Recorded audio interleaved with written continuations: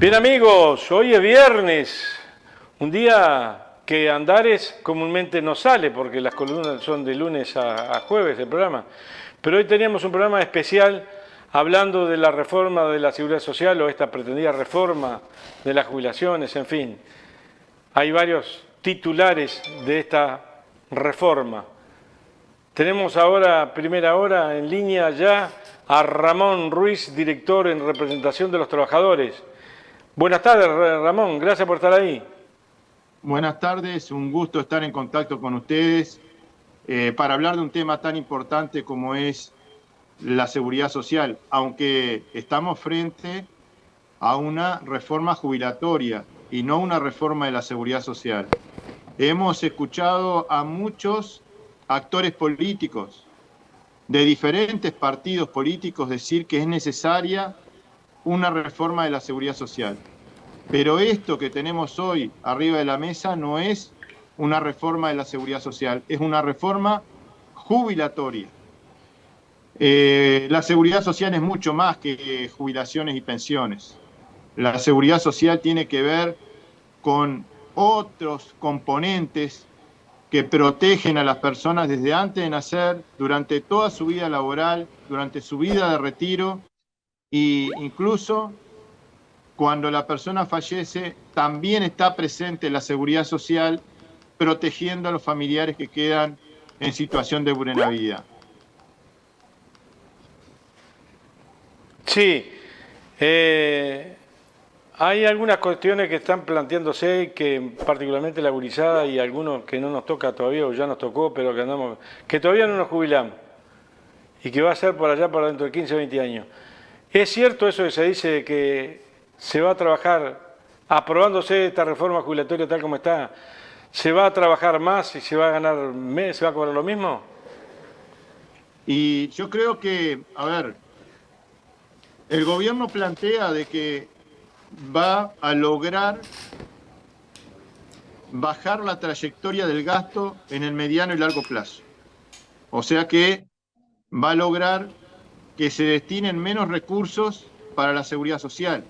Va a ahorrar en el pago de las jubilaciones y las pensiones en el mediano y largo plazo. Por otro lado, dice que nadie va a perder, que al contrario, algunos van a ganar más. Y además se niega a crear nuevas fuentes de financiamiento. O sea, los ingresos quedan como estaban, como los conocemos hoy, no tienen ningún tipo de alteración. O sea, no se aumentan los ingresos de la seguridad social. Se dice que la gente va a ganar más, pero que se va a ahorrar. Entonces nos decimos, acá hay algo que nos cierra.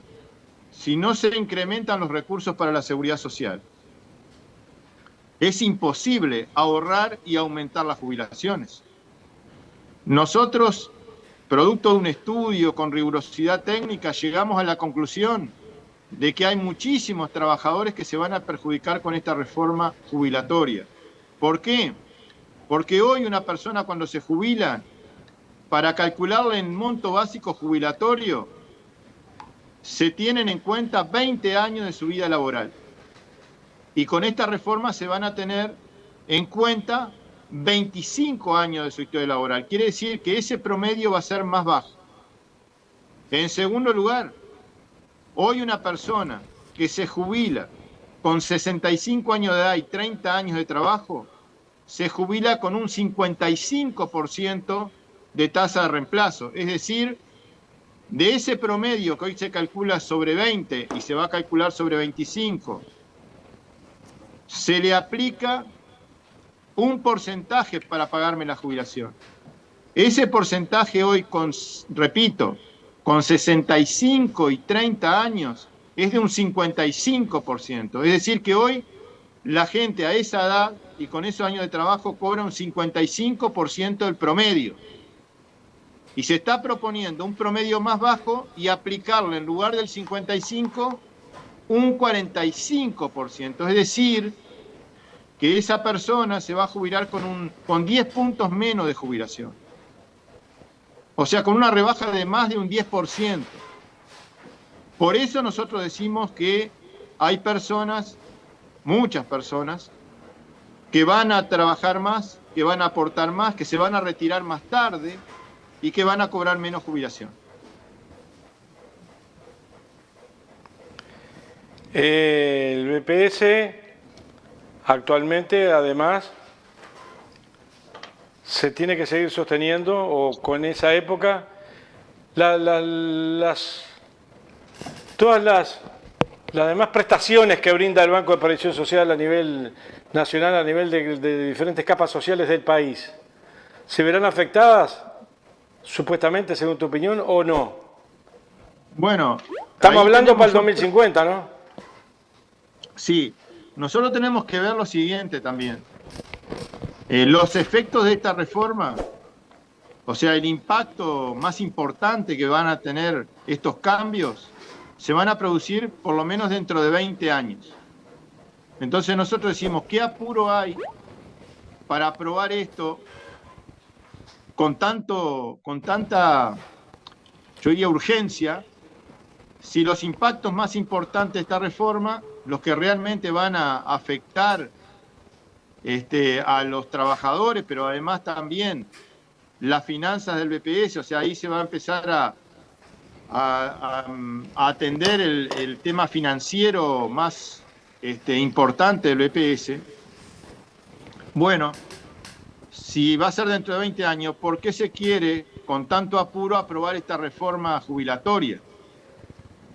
Lo repito, el impacto más fuerte desde el punto de vista de las finanzas, de la seguridad social, de la economía de la seguridad social va a ser dentro de aproximadamente 20 años. Ahora, si se aprueba esta reforma, las cajas paraestatales y los servicios de retiro militar y policial van a tener dificultades casi en forma inmediata. ¿Por qué?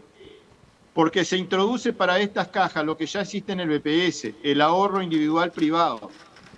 Es decir, que en estas cajas, las AFAP, en estas cajas, a partir de los nuevos trabajadores que ingresen a trabajar en la caja militar, en la caja policial, o sea, como militar, como policía, como bancario, como escribano, como profesional, esas personas que ingresen al mercado de trabajo en esos sectores, digamos, que tienen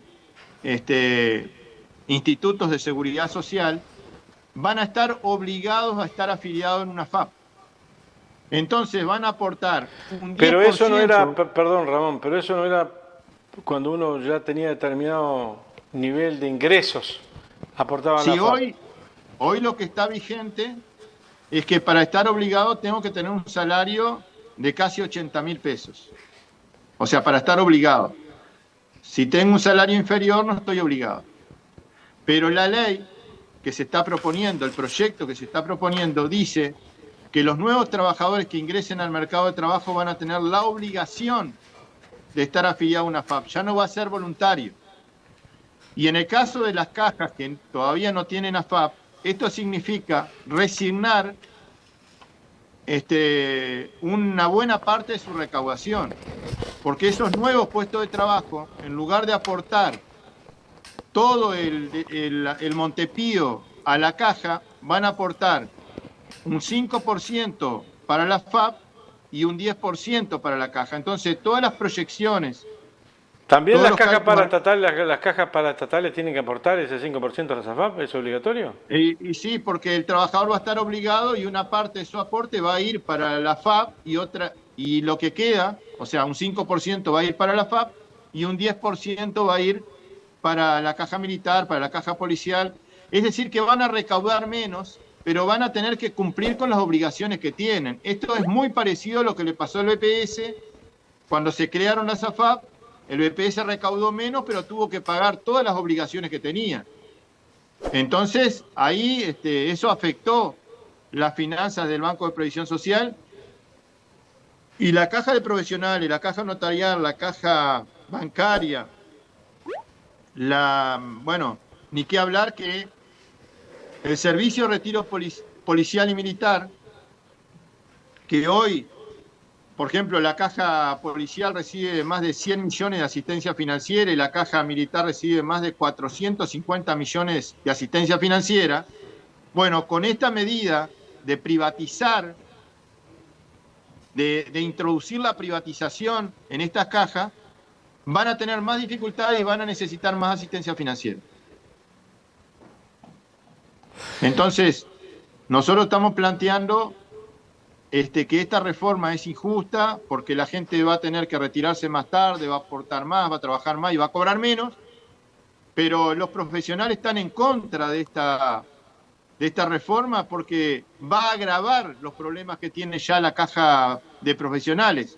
Los escribanos están en contra porque ellos dicen de que no es necesario introducir la SAFAP en esa caja. También podemos decir que así como los profesionales y los escribanos están en contra, los bancarios están en contra, pero la Unión de Sindicatos Policiales también está en contra de esta reforma, porque genera perjuicio no solamente para la caja, sino para los policías también, sobre todo aquellos policías que se discapacitan para toda tarea en el trabajo. Entonces, está en contra, repito, la Unión de Sindicatos Policiales, el sindicato bancario, están en contra los profesionales, los escribanos, los cooperativas de fútbol, los estudiantes de la FEU, los jubilados y pensionistas nucleados en la UNASPU, el PICNT, está en contra de esta reforma jubilatoria el representante de los empresarios, el representante de los trabajadores y de los jubilados y pensionistas en el BPS, es decir, las tres representaciones sociales. Entendemos que esta reforma no atiende los desafíos que tiene la seguridad social, no resuelve las dificultades que hay que realmente atender hoy, porque no se analizó adecuadamente lo que está pasando en el mercado de trabajo, porque no se miró hacia aspectos que tienen que ver con algún tipo de exoneraciones que hay que revisar, que hay que ver si se justifican o no. Es decir, tenemos una cantidad de sectores sociales, de agrupaciones, de institutos de seguridad social que no ven con buenos ojos esta reforma jubilatoria.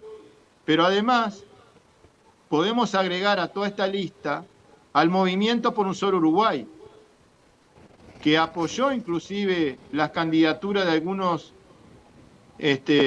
personas que aspiraban a ser director en el BPS, que todos sabemos que de repente tenemos visiones diferentes, visiones a veces muy antagónicas, pero que sin embargo, en este punto, entiende que no es conveniente aprobar esta reforma jubilatoria.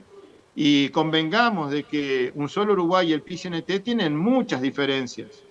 Sin embargo, en este tema, con respecto a la aprobación de esta reforma, por razones quizás diferentes, por argumentos distintos, pero también están en contra de la reforma jubilatoria. ¿Otra reforma es posible? ¿O es que sí, si sale esta, habría que aguantar esta y así buscar un gran consenso? ¿Es posible? Otra reforma es posible y creo que es importante decir que esa reforma tiene que ser con diálogo. A ver, yo he pero dicho hoy, en algunos perdona que te interrumpa, Ramón, pero hoy no ha habido diálogo, ¿no lo hay? Y digo, si hubiese habido diálogo, todos estos sectores sociales tendrían una opinión un poco diferente a la que tienen. Porque el diálogo reúne acuerdos, reúne consensos. Porque esto hoy no conozco, salvo el sector empresarial más duro, la Cámara de Industria, la Cámara de Comercio, o sea, las grandes cámaras están a favor de esta reforma jubilatoria. Pero después no hay ningún sector social que diga que está de acuerdo.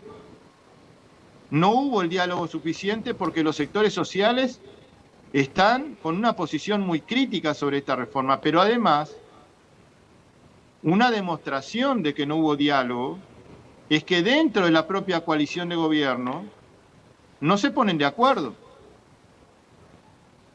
Yo recién te nombré todos esos sectores. Hay un partido político que obtuvo la mayoría de los votos en las últimas elecciones, que está en la oposición, que también está en contra de esta reforma jubilatoria. Se han dado a conocer algunas cifras de algunas encuestadoras que dicen que solo 4 personas de cada 10 o no sabe, o no opina, o no está de acuerdo, o está aprobando esta reforma, y hay 6 personas de cada 10 que la desaprueba. Y hace 6 meses ese porcentaje era menor, o sea, a medida que la gente fue conociendo el contenido de esta reforma, fue aumentando el rechazo al proyecto de ley de reforma jubilatoria.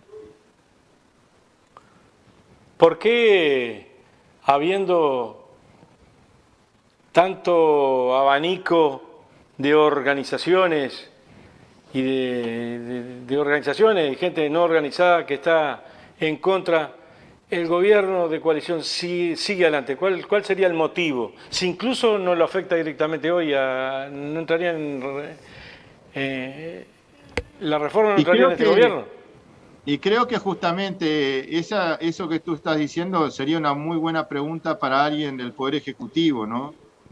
Pero hoy ha habido intensas negociaciones y no se pusieron de acuerdo con Cabildo Abierto, ¿no? Y yo creo que acá, como esta reforma va a tener impactos tangibles dentro de algún tiempo,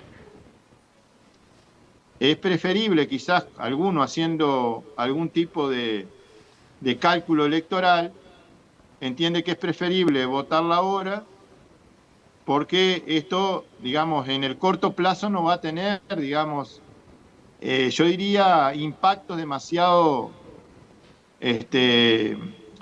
notorios. Ojo que algunas cosas sí comienzan a aplicarse al otro día de la aprobación de la ley. Por ejemplo, el recorte que hay con las pensiones por fallecimiento o algunos recortes que se producen en las pensiones por invalidez, ¿no? Hoy una persona que se jubila por discapacidad recibe el 65% del promedio. Ahora va a recibir un 45% de un promedio más bajo.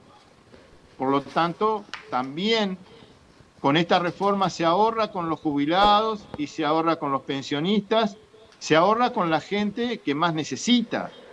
Porque una persona que se jubila por enfermedad, que se jubila por discapacidad, con esa persona el gobierno quiere ahorrar.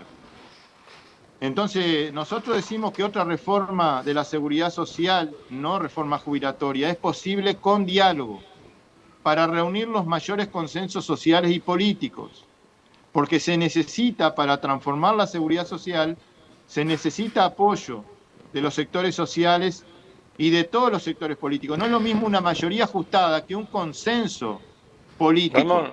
Ramón, a ver si te logro entender dónde va la idea. Hay consenso que habría que hacer una reforma, pero una reforma consensuada con toda la fuerza. Es decir, tanto oposición, los que están opuestos hoy, que son en representación de 2 millones y pico de personas, que están en contra y tienen sus argumentos, también están de acuerdo que hay que hacerlo, pero lo que es otra reforma, ¿puede ser? Sí, a ver, Néstor, vamos a suponer que tú tienes la necesidad de adquirir una vivienda y toda tu familia está de acuerdo que es necesario adquirir una vivienda. Ahora, no cualquier vivienda. Seguramente no es que, bueno, porque tengo la necesidad, voy a comprar cualquier vivienda. ¿Es necesaria la reforma de la seguridad social? Sí, es necesaria. Pero no a cualquier precio, no cualquier reforma. De repente alguien quiere comprar un auto. Bueno, porque tengo la necesidad, porque lo necesito. Para mi trabajo, para mi actividad necesito un auto. Ahora, pero no es que compro una Forte. No me compro un dolor de cabeza. Y esta reforma es un dolor de cabeza. Es un dolor de cabeza para la sociedad, para los trabajadores, para la seguridad social, porque no resuelve los desafíos de la seguridad social. Entonces, otra reforma es posible, con diálogo, con consenso social y político, que no sea solamente jubilatoria, que sea una reforma integral de la seguridad social donde se contemplen medidas para la primera infancia, donde la cuarta parte de los niños está por debajo de la línea de la pobreza, que se tomen medidas para profundizar el sistema de cuidado con esa reforma integral. Tenemos que tratar de buscar la manera de aumentar la cobertura para las personas con discapacidad. Seguramente tú conoces mucha gente ahí en Canelones que ha venido al BPS y le han negado la prestación por discapacidad. Claro. Y bueno, este proyecto de reforma no mejora la cobertura de la seguridad social en general, y en particular no mejora la cobertura de las personas con discapacidad. Por eso nosotros entendemos que no hay que solamente pensar en los recortes, hay que pensar en una reforma donde también se necesita invertir más en seguridad social. Y tenemos que decir además que no solamente hay que mirar hacia la columna de los egresos, porque los egresos es el pago de las prestaciones. Cuando hablamos de egresos en seguridad social, estamos hablando de los derechos de la gente. Entonces hay que mirar hacia la columna de los ingresos y hay que mejorar el financiamiento de la seguridad social. Hay que agregar nuevas fuentes de financiamiento para la seguridad social. Y en esa otra reforma que es posible, tenemos que pensar en transformaciones, tenemos que pensar en tratar de buscar con audacia, con creatividad, con mucha firmeza, nuevos recursos para la seguridad social. Quizás algunos sectores de la sociedad haya que bajarles la capacidad contributiva porque ya tienen dificultades para poder cumplir con sus obligaciones. Pero hay otros sectores de la sociedad que tienen capacidad contributiva, que todavía pueden aportar un poco más, o algunos incluso no aportan nada y quizás pueden aportar algo. Entonces hay que mirar hacia la columna de los ingresos para mejorar el financiamiento de la seguridad social. Hay que estudiar, hay que mirar, analizar lo que pasó, lo que pasa y lo que va a pasar en el mundo del trabajo y cuáles son sus efectos en el empleo. Si la gente trabaja más, seguramente los jóvenes van a tener más dificultades para insertarse en el mercado de trabajo. Se habla como una de las bondades de este proyecto, que las personas se van a poder jubilar y van a poder trabajar. Pero hay que estudiar bien cuál va a ser el impacto que va a tener en el mercado de trabajo que los jubilados tengan también derecho al empleo, porque eso genera seguramente algunos impactos que no son deseados. De ahí, de pique nomás, ya está compitiendo con el joven que está tratando de ingresar. Ya hoy tenemos dificultades. Yo te decía, por ejemplo, la cuarta parte de los jóvenes menores de 25 años, casi un 30% de los menores de 25 años, está desocupado. Entonces, tenemos que ver todas estas medidas a partir de estudiar cuál va a ser el impacto que vamos a tener en el empleo juvenil. Y además... Con un doble problema además allí, ¿no? Yo me percato al escucharlo. Si tenemos un 30% de desocupación en los jóvenes hasta 25, 26 años, 30 años, significa también que allí hay menor salario porque hay más competitividad, por lo tanto si hay menor salario también hay menos aporte.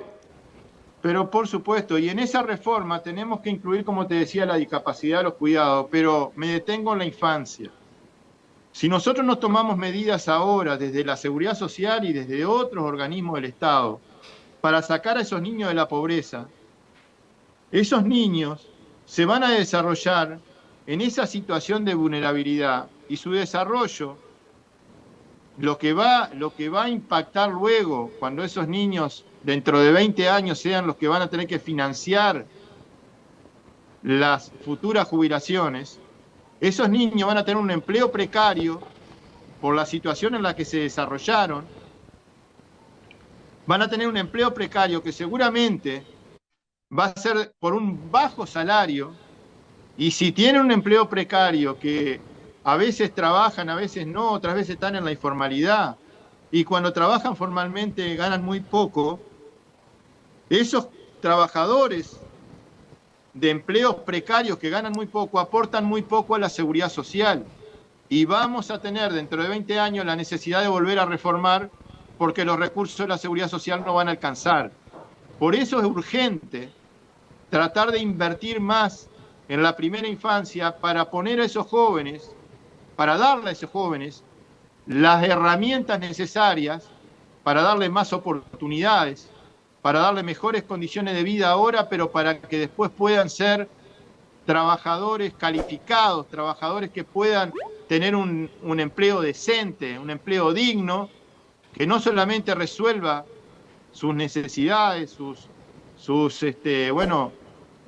conformar una familia, tener su casa, sino que además puedan tener capacidad para aportar a la seguridad social y poder financiar la protección social de la que hasta ahora hemos estado orgullosos en el Uruguay, pero que con esta reforma seguramente que va a significar un retroceso. Ramón Ruiz, muchísimas gracias por este espacio que hemos tratado de compartir y difundir a través de Andares. ¿Hay algo más para agregar? Hay muchísimo más para agregar, pero algo más. Sí, pero Néstor, simplemente quería decirte que en realidad no están dadas las condiciones para aprobar esta reforma porque esta reforma no tiene consenso social y político. Y es necesario para transformar la seguridad social tener esos consensos. No se puede reformar la seguridad social con una mayoría ajustada. Yo veo con preocupación que aquí en el BPS ya prácticamente están funcionando algunos sectores del banco, ya están preparando todo para la implementación de esta reforma y esta reforma todavía no se aprobó. Ya están pensando en pedirle un crédito al BID para la implementación de esta reforma. Ya están destinando funcionarios que trabajen en la implementación de la reforma en distintas áreas, cuando tenemos un atraso muy importante en la gestión, digamos. Hoy estamos dando cita para que vengan a hacer el trámite jubilatorio para junio. Hoy, si viene una persona para reconocer años de servicio, tiene que esperar varios meses. Para empezar el trámite jubilatorio también. Por ejemplo, que convoquen a los testigos que presentó para demostrar años de servicios en el BPS y poder jubilarse, hay un atraso enorme. Pero esto no es culpa de los funcionarios.